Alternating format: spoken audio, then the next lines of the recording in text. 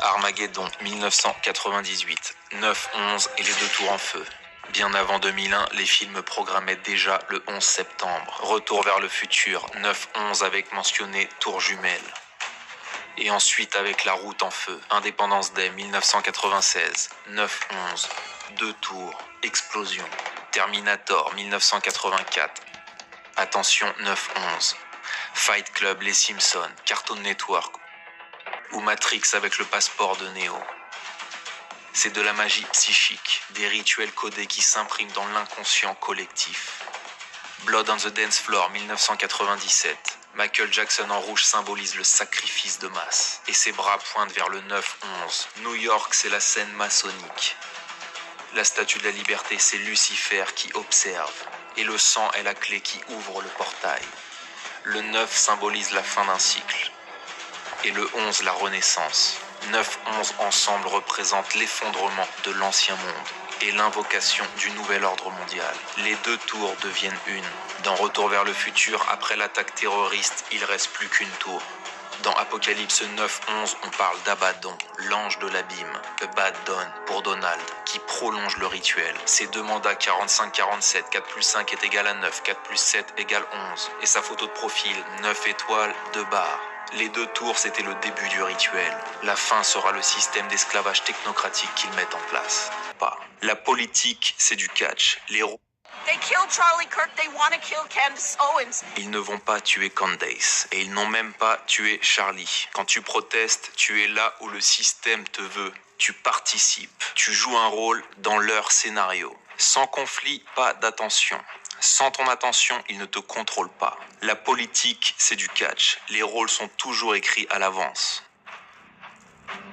Si Erika est caricaturale et pas crédible, c'est volontaire. Résultat, t'es poussé dans les bras de Candace. Tu crois être éveillé parce que t'as rejeté la version officielle, mais tu tombes pile dans la version alternative, celle de l'opposition tolérée. We watched Charlie get shot in the throat. Charlie s'est fait trahir. Il posait trop de questions. Voilà les phrases que tu aimes. Mais quand on sait qu'ils sont tous dans le même club et que Charlie n'est pas mort, alors le jeu s'effondre. Pourtant, on a vu l'hologramme et le t-shirt se soulever avant l'impact. On a compris que l'oreille de Trump n'a jamais été touchée. That's just incredible. That will give me chills forever. He's feeling blood. He realizes that he's been shot in the ear. Mais Candace vous maintient à l'intérieur. They are going to try to kill Donald Trump. Elle canalise votre colère et verrouille votre position. I am very angry. Comme Trump et Erika, elle est avant tout une actrice. Et son ami Roussel, avant tout, comédien. Ils sont des acteurs qui font les headlines. He's a reality show superstar. Sur les grandes chaînes, un vrai truffeur ne fait pas la une de CNN. Parce que si tu déranges vraiment, on ne parle pas de toi. Et pendant que tu restes distrait, la vraie menace se met en place. Le remplacement de la politique par l'algorithme. Et ça, Candace ne le dénonce. Ils se contredisent tout seuls. Un jour, il n'y a pas d'argent, les caisses sont vides. Il faut se priver, se serrer la ceinture. Le premier remède de la dette, c'est la réduction des dépenses. Éteignez votre chauffage, réduisez votre empreinte carbone et sauvez la planète. Et le lendemain, ils trouvent des centaines de milliards pour des armes. Il nous faut nous équiper davantage. Nous en avons les moyens. Les usines tournent à plein régime et plus personne ne parle d'écologie. Pourquoi ? Parce qu'ils s'en foutent. Le climat, c'est juste un levier de contrôle.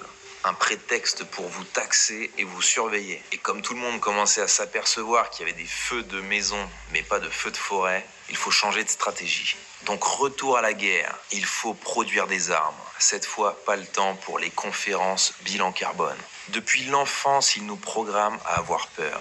La menace russe est là. La Russie, c'est l'ennemi ultime, avec 50 ans de films hollywoodiens pour nous préparer. Au cinéma, ils ont sorti aussi les terroristes islamiques. Et la menace terroriste ne faiblit pas. Des fanatiques qui oublient toujours leur passeport sur les lieux du crime.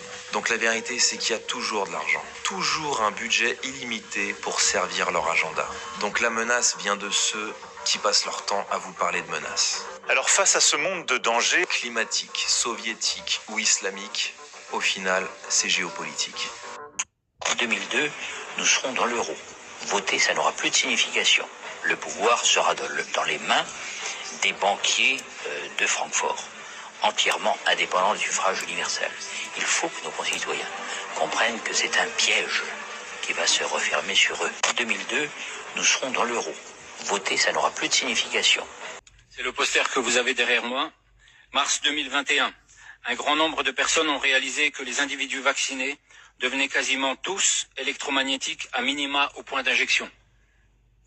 Mai 2021. En Espagne, le docteur Pablo Compra découvrait par le biais de son microscope électronique à transmission la présence de milliards de nanoparticules d'oxyde de graphène dans les flacons Comirnaty de Pfizer. En Italie, les docteurs Gatti et Montanari découvraient les mêmes composants inorganiques avec leur microscope électronique à balayage environnemental.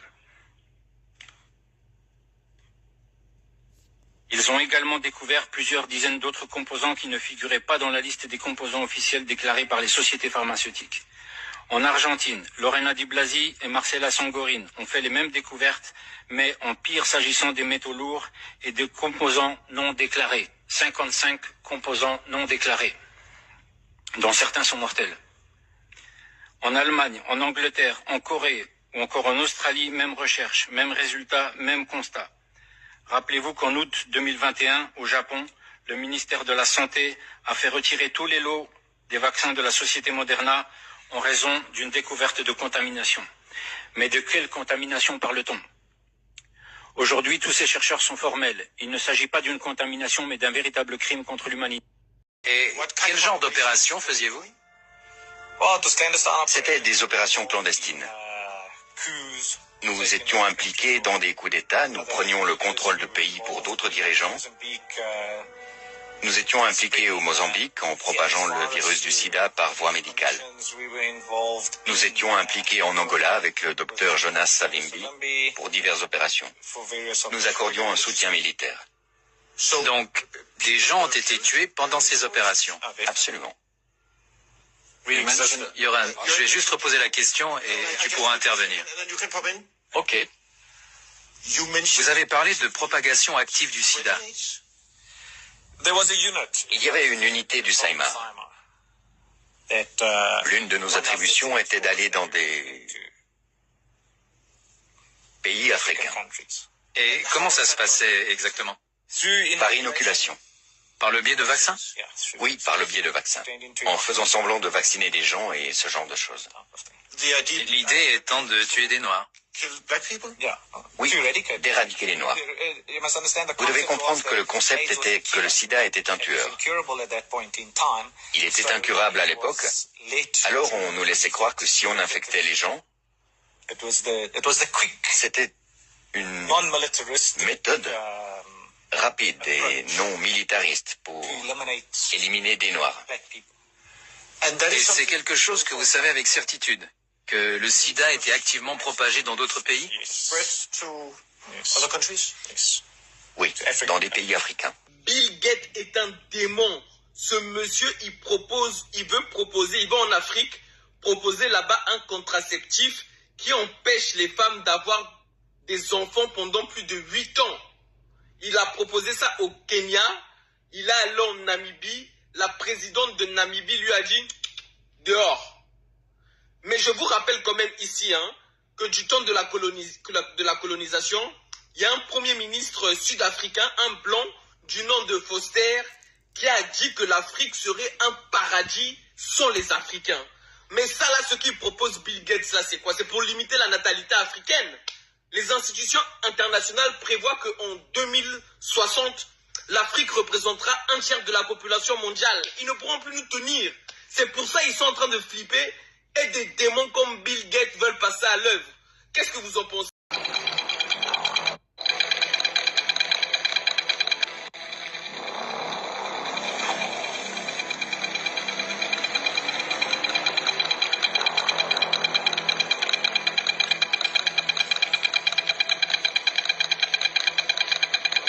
Le cancer, sa nourriture, c'est le sucre.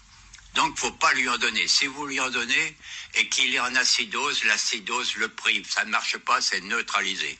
En plus, je continue un petit peu avec le cancer, il est en anaérobiose, c'est-à-dire qu'il n'a pas besoin d'oxygène. Il n'aime pas l'oxygène. Eh bien, vous lui mettez de l'oxygène.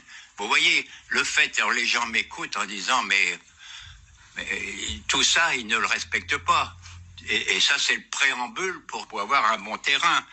L'Europe défendra chaque centimètre carré de son territoire, mesdames et messieurs.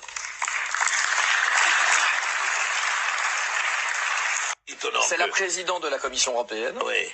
À la limite, il y a énormément de gens qui la connaissent pas, donc ils la reconnaissent pas en photo. C'est une première chose qui peut être surprenante. Et la deuxième, c'est que même ceux qui la connaissent de nom ne savent pas qui elle est.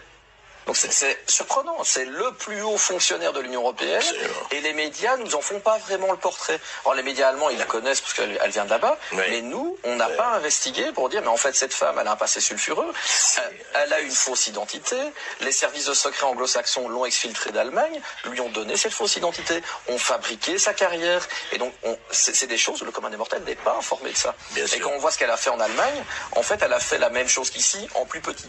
Il y a très souvent, mais c'est intéressant de voir que si la police voulait perquisitionner ce lieu, elle devrait pénétrer dans la Commission européenne et elle ne peut pas le faire. Et donc moi j'ai posé des questions récentes en disant quel est le cadre légal qui vous a permis de créer un appartement et de la domicilier à l'intérieur de la Commission. C'est un véritable problème parce que ça montre bien que... Qui n'existait pas auparavant. Exact, ça n'a jamais existé avant. Et donc c'est une demande de princesse. Hein, donc voilà, son Excellence a voulu avoir son appartement dans le bâtiment. Un peu comme loger à la Maison Blanche, si vous voulez. Donc, et c'est intéressant de voir qu'au final, elle a prémédité le fait de pouvoir réitérer le mode opératoire des infractions allemandes à Bruxelles. Et elle s'est préparée à ça en créant un domicile qui ne peut pas être perquisitionné. Et quand, dans sa jeunesse en Allemagne, elle a été exfiltrée par les services anglo-saxons, qu'elle a dû déménager à Londres, où elle a vécu sous une fausse identité avec le nom de Rose Ladson. Elle a fini après par partir aux États-Unis où elle s'est mariée, et après on lui a construit une carrière en Allemagne. Donc si déjà on explique ça à la population, c'est quelque chose d'assez troublant et étonnant, parce que ça en dit long sur l'indépendance qu'elle peut avoir par rapport aux intérêts anglo-saxons. Donc c'est quelque chose qui est très marqué chez elle. Et en plus de ça, on peut voir par exemple qui était le père d'Ursula von der Leyen, qui porte le nom normalement d'Albrecht.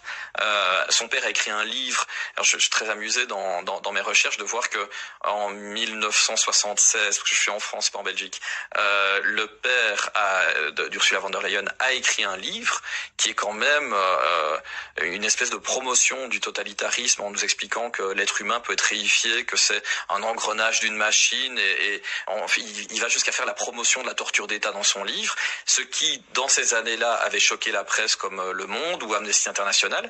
Et aujourd'hui, quand sa fille en fait ne fait qu'appliquer l'idéologie qu'on retrouve dans le livre du père, les mêmes acteurs en fait n'y voient rien de scandaleux à l'heure actuelle. Donc c'est quand même quelque chose d'assez surprenant quand on l'analyse. Et donc je l'ai retrouvé dans différents lobbies. Donc par exemple, vous voyez ce que je vois? Regarde, tu vois tous ces mecs. De quoi ils ont l'air? Qu'est-ce qu'ils ont tous en commun?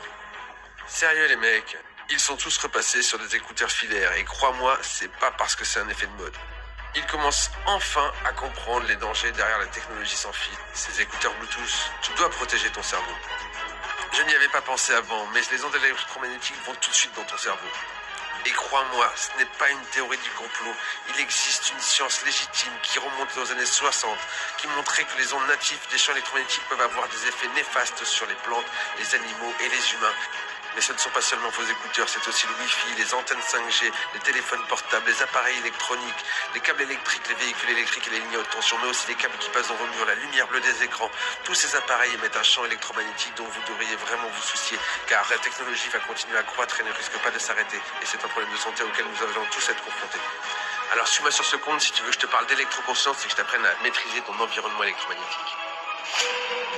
Je ne suis pas du tout suicidaire, c'est qu'on m'a fait disparaître. Et si ça arrive, je me réincarne et dans 20 ans, je retrouve mon bagage spirituel et je prends ma revanche. T'es prêt pour la pilule rouge? Viens avec moi, on va suivre le lapin blanc. Regardez cette vidéo, vous allez tout comprendre sur la plus grande guerre qui n'a jamais existé, qui est en train de se passer actuellement et qui est invisible. Si vous êtes un minimum éveillé, que je vous demande qui contrôle réellement le monde, vous allez me dire la communauté. Ce qui est en partie vrai, et un être détaché du bruit du monde car il faut l'être ne peut respecter que ça. Bravo à cette communauté, 0,2% de la population mais à la tête de chaque gouvernement, ça demande un immense respect. Un être un peu plus éveillé sait qu'il y a une élite dans l'élite sataniste, ce qui est vrai. Mais vous vous êtes jamais demandé pour quelle raison cette élite était sataniste? La réalité, c'est qu'ils vénèrent des entités maléfiques démoniaques du bas astral, sauf qu'on n'est pas dans des croyances stupides. C'est des entités qui existent réellement et elles ont été invoquées depuis des millénaires. Pour offrir à l'homme sa plus grande faiblesse, le pouvoir, dont il n'en aura jamais assez.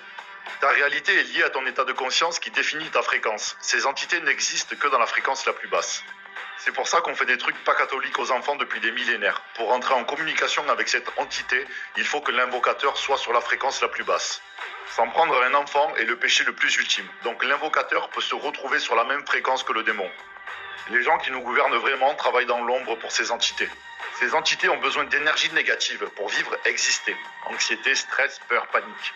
Et tu regardes la tranche de la société, tout est fait pour que l'homme dégage de l'énergie négative pour détruire sa santé mentale. Actualité, industrie musicale qui prône la violence, l'État qui est tout en haut du trafic de drogue, banalisation de la luxure. On prône des thérapies de genre sur fond de bien-pensance, mais on détruit totalement la personne qui finit sous antidépresseur pour affronter sa réalité. Dans le fond, tout ça n'est que pour fournir de l'énergie aux entités qu'ils vénèrent. Les démons sont partout. Vous avez tous des proches qui ont vécu des traumas, expériences difficiles ou d'autres qui vibrent très bas en permanence et sont sous l'influence de ces entités qui viennent influencer leurs pensées comme des parasites. En tant que Chosen, tous les démons que tu as rencontrés jusqu'à maintenant, qui n'étaient là que pour aspirer ton énergie divine, étaient également là pour t'éveiller sur le sujet de la spiritual warfare.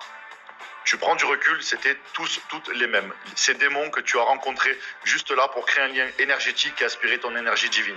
Maintenant, ta mission sur Terre, tu es venu armé de dons spirituels, tu as dû t'éveiller pour les retrouver. Tu es là pour combattre les forces maléfiques et essayer d'élever la fréquence de l'humanité, car les entités n'existent que dans la fréquence la plus basse. Et comment? Avec l'authenticité en premier, car c'est la fréquence la plus haute. Le Dr Joe Dispenza a fait des études dessus. Et après vient l'amour. La vraie spiritualité, c'est la vérité, bien brute et bien dure, qui fait mal, un peu, mais c'est le meilleur moyen pour élever une fréquence. Arrêtez de vivre dans le déni d'illusion pour vous et vos proches. Tu dois utiliser ta clairvoyance et tes pouvoirs pour dire la vérité sur la triste réalité de ce monde afin d'éveiller le plus de monde possible. Et aimer ton prochain le plus possible. L'union fait la force, Salutations de Perma. L'union fait la force, la victoire est à nous, réveillons-nous. Nous sommes en guerre, disait-il, ouvrez donc les yeux. Nous sommes en guerre, alors l'union fait la force. Salutations de Perma. Alors l'union fait la force, la victoire est à nous, réveillons-nous. Aujourd'hui fais ton choix, le mal contre le bien et vice versa. Macron n'y échappera pas, et dans la glisse c'est complice, il y en a gros tas. L'union fait. Fais ton choix. L'union fait. Il y aura pour pile des dégâts. L'union fait. Ne reste pas comme ça. L'union fait la force. La victoire est à nous, réveillons-nous. Nous sommes en guerre. La victoire est à nous, réveillons-nous.